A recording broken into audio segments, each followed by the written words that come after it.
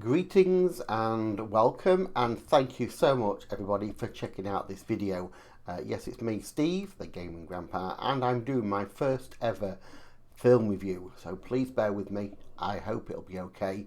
As always, don't forget, if you want to leave me a big thumbs up and leave a comment in the comment section below. Let me know what you think of my review. Let me know your thoughts on the film. Is there anything that you agree with or disagree with? Just let me know. That would be great. So let's get straight into the review then. So, Spider-Man No Way Home. What can I say? First of all, excellent. Excellent. So the film picks off right after the end of the last film where Spider-Man was outed as Peter Parker. So we get that little bit of snippet again, and we also get a few little clips from the last film as well. So that's quite good. It ties in really nicely. Then obviously we get the Spider-Man picks up MJ, takes on top of the bridge, which we've seen in the trailers. Go in the subway, which again we've seen in the trailers, and a lot of stuff happens. A little bit of a sad moment with Aunt May and Happy. They're supposedly breaking up. Okay, not sure why I put that in, but there we go. That's just my opinion. And then obviously we get the arresting bit where everybody's been arrested, and then we get our first cameo, which is Matt Murdock, who plays Daredevil. So it's great for him to make a little surprise appearance there. So Daredevil, for those of you that don't know, is obviously a Marvel series as well. And he is a quite good superhero. I do like Daredevil. Maybe this could be his transition into the films as well, maybe later on. We'll see. So that all goes by the by. So Spider-Man gets away with everything, but everybody still knows his name. So obviously he goes to see the one person that could possibly put it right, and that is the lovely Dr. Stephen Strange. Again, lots of little banter between Spider-Man and Doctor Strange. Calling him Sir, calling him Stephen, blah blah blah blah. So basically, he agrees to do a spell. The spell, though, will make everybody forget that he's Spider-Man. So not just, a few people, but the whole world will forget. So because of this, then Peter decides to have second thoughts. Oh no, what he says. What he can't have MJ forgetting, he can't have Ned forgetting, he can't have Aunt May forgetting.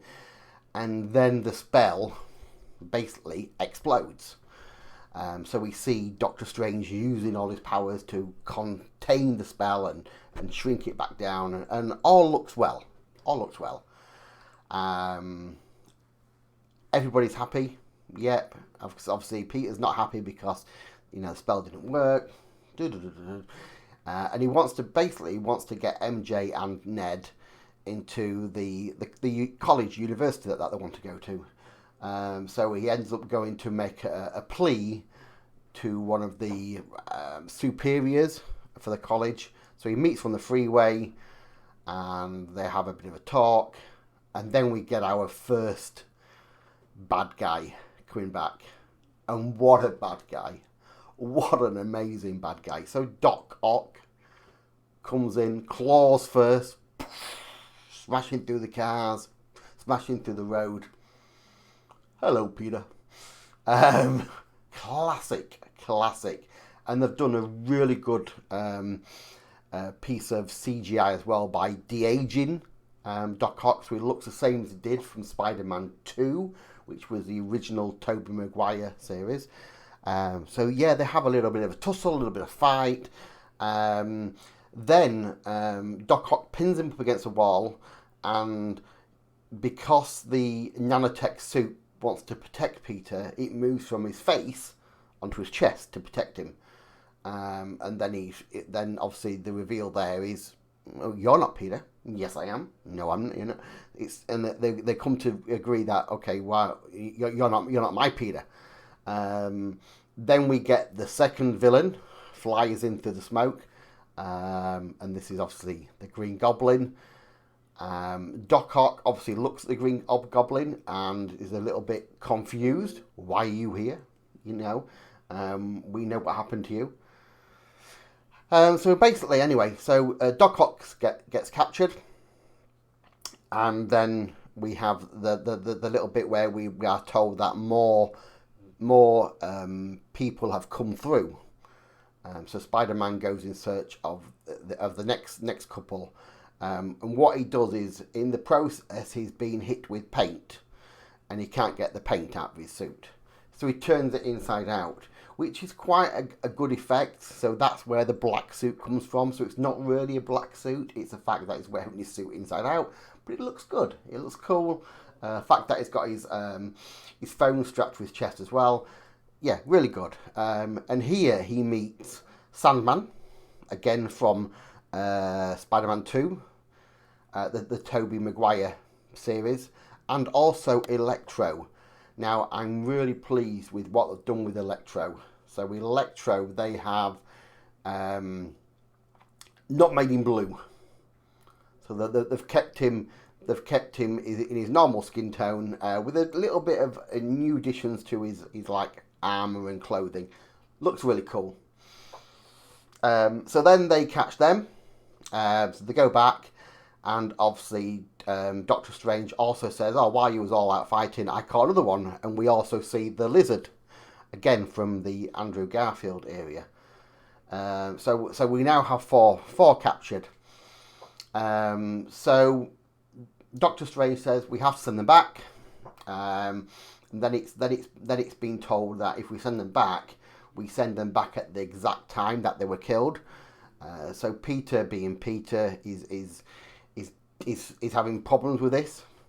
Aunt May, who he goes to see, obviously, says the same thing. You can't do this. You've got to try and help them, because Aunt May, obviously, all she wants to do is help. So they try to help. So basically, by this time, the Green Goblin has now become Norman Osborn again. So obviously, split personality. Or is he Norman Osborn? Or is he the Goblin? I don't know. I think he's Norman at that point in Feast. So again, they go back. And so they're all agreed, yeah, we're going to help, we're going to make you good. Doctor Strange doesn't like it. Spider-Man and Doctor Strange have a little bit of a tussle, which is a really cool sequence, where the world is bending around them and everything. Oh, it's a cool piece of CGI, really good. Spider-Man wins. Doctor Strange is left abandoned somewhere in the middle of nowhere. So Spider-Man does his thing. So what he says, he takes them all back to Happy's apartment. As you would, let's take the 5 of the most powerful villains from the Spider-Man universe, and let's put them all in the apartment. Let's have a little party. Maybe have some sausage rolls and some crisps and cheese on sticks. Do you know what I mean? Why would you do it, Peter? Why? Now the first one that he, shall we say, makes good again. I don't know if that's the right kind of technical term. But the first one is Doc Ock. Now Doc Ock for me has always been a good guy at his heart. He just wanted to do good in the world, and the fact that his chip got destroyed and his arms took over, that made him a bit evil. That's the way I see it. So Peter manages to repair the chip. All good. Yeah, fantastic. Doc Ock is now a good guy. He then puts a device on Electro to take out all the electrical source. And again, you can see Electro having doubts about this, some thoughts.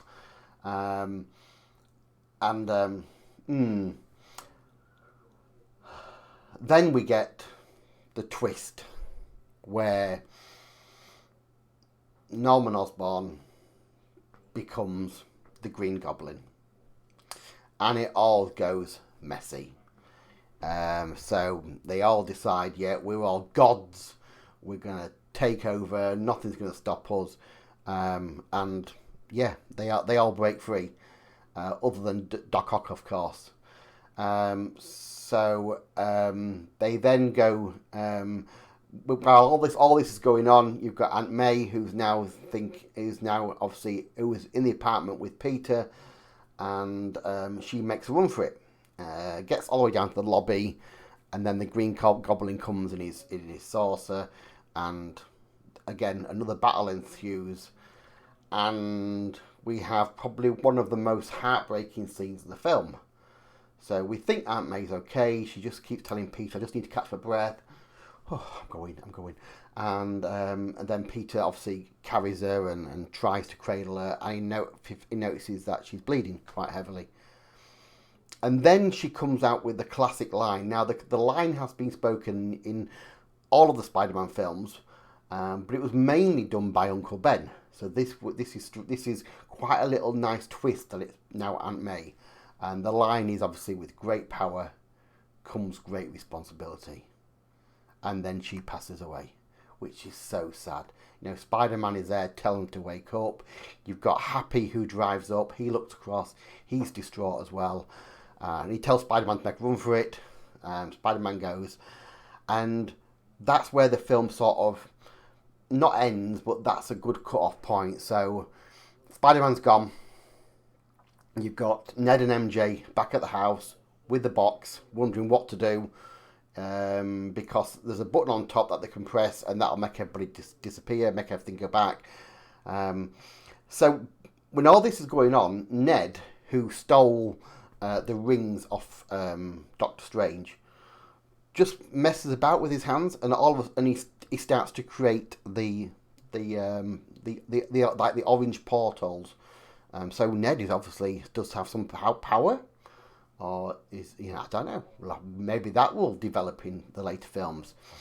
So basically, what they're going to do is they're going to try and find him. So he does and he says, Peter Parker, Peter Parker, Peter Parker, and then all of a sudden the portal opens, and we see a Spider-Man in like an alleyway. He runs towards, comes to the portal, and you can see the suit isn't exactly it. Tex his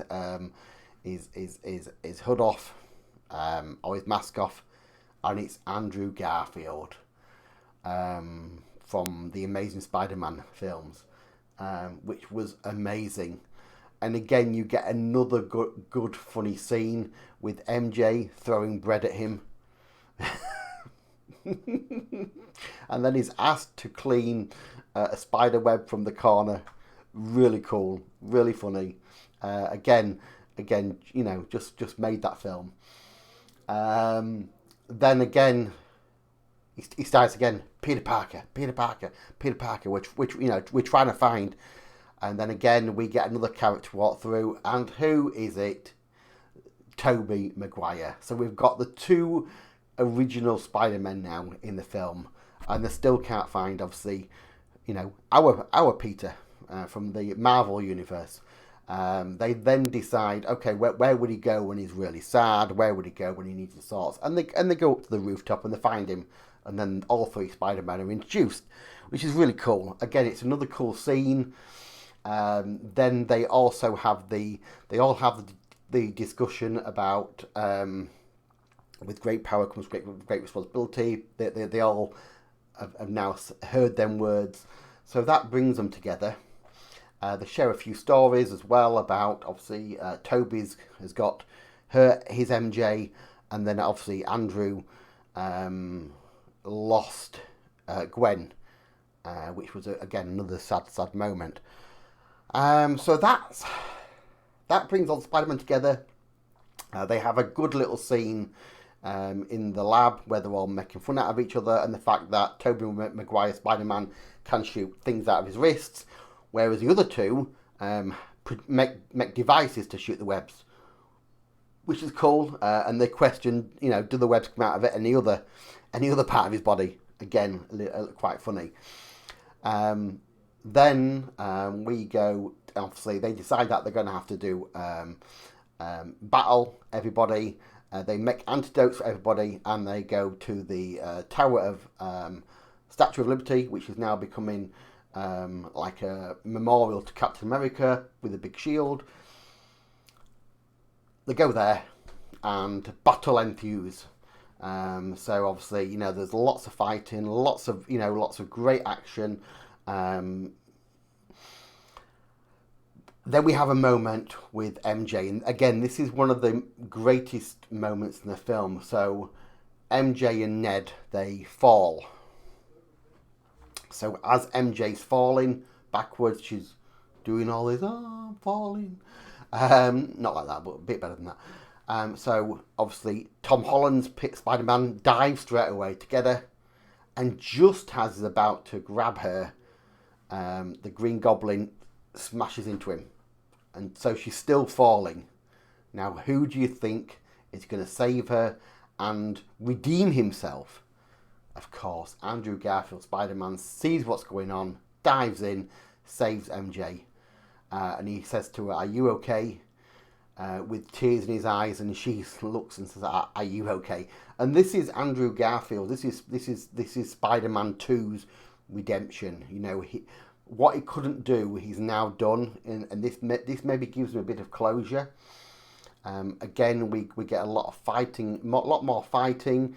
Doc Ock comes to help, which is awesome. And then again, Doc Ock and Peter One, the original Spider-Man, have a nice little moment. Peter, Doc, oh, you've aged, you've grown, and it's a nice little nod. Then we come to obviously the climax of the film. So we have Peter One, Tom Holland is obviously angry, devastated at the Green Goblin for killing Aunt May. So again, a battle ensues. They're at it 1-on-1. Peter is just about to smash the Green Goblin over the head with his flyer, and Spider-Man 1, Tobey Maguire, comes in to stop him. So again, this for me is the first Spider-Man's, that's his redemption as well. He's saving Norman Osborn, which he couldn't do in his sort of universe. So that was a good moment. Norman, obviously being Norman, or the Green Goblin, stabs Tobey's Spider-Man. Don't worry, it's okay. But then Andrew Garfield chucks down the antidote, stabbed him, is back to Norman. So everybody's back. You know, Electro's back. Sandman's back.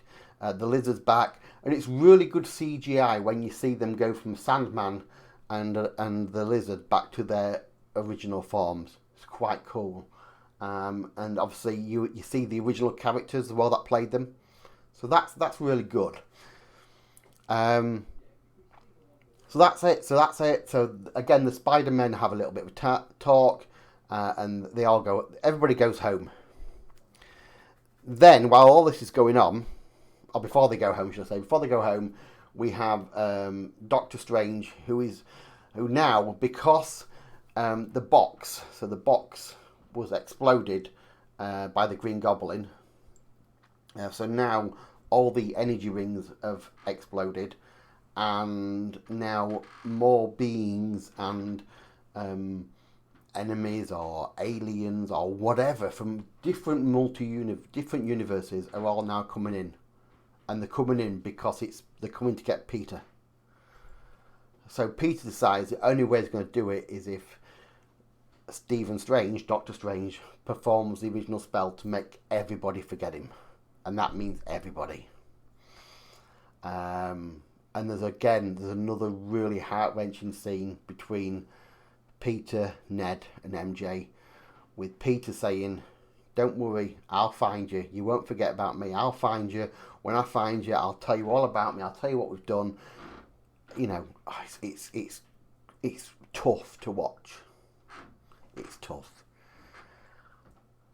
So then everything goes back to how it was. So everybody goes back to their own universes. Everything's done, and we get a shot of Peter in his new apartment, and then we get Peter then going to the coffee shop where MJ works, and he walks in with his he's got like a piece of paper with the script of what he's going to say, you know, and how he's going to say it. And he goes in and he asks for a coffee, and he can't say it. Ned comes in, so he's left MJ and Ned. He's gone against their wishes. You know, they asked him to come and find them and make them believe again, and he hasn't. Now, is that Peter trying to look after MJ and Ned? So rather than bringing him into his kind of universe and the dangers, I don't know, because at this point they forgot him altogether. So I don't know, that they wouldn't know at this point that Peter Parker is Spider-Man, so they could introduce him as Peter. I don't know. So it's a bit of a tough moment, and again we get Peter at Aunt May's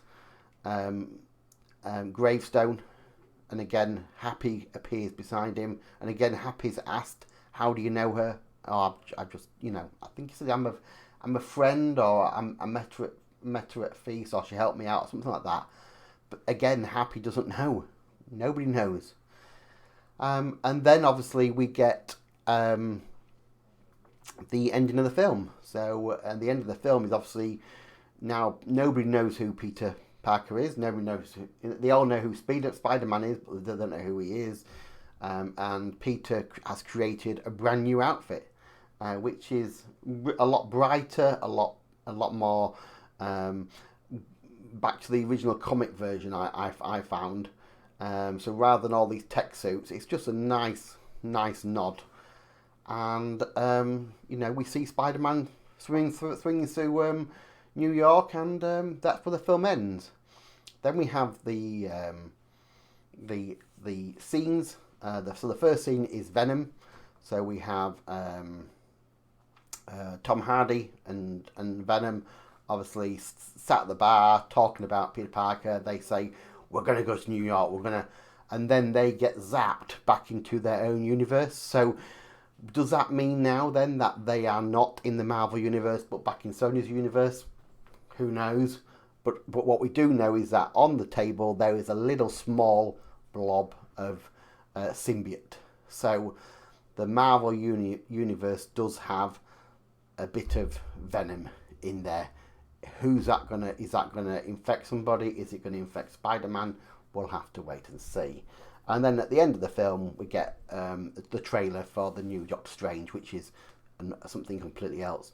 But overall, the film is absolutely incredible. You all have to go and watch it. The best Spider-Man film ever. The best Marvel film ever. I think this is better than Endgame. Sorry, Tony, but it is. Very emotional. Lots of Easter eggs, lots of cool things for the old Spider-Man fans as well. Just superb. So I'll give it a 10 out of 10. Let me know in the comments what you think. And let me know what you think to this review. Was it okay? Did you like it? Did you not like it? Should I do more? And yeah, we'll see you soon. Take it easy, guys. Bye for now.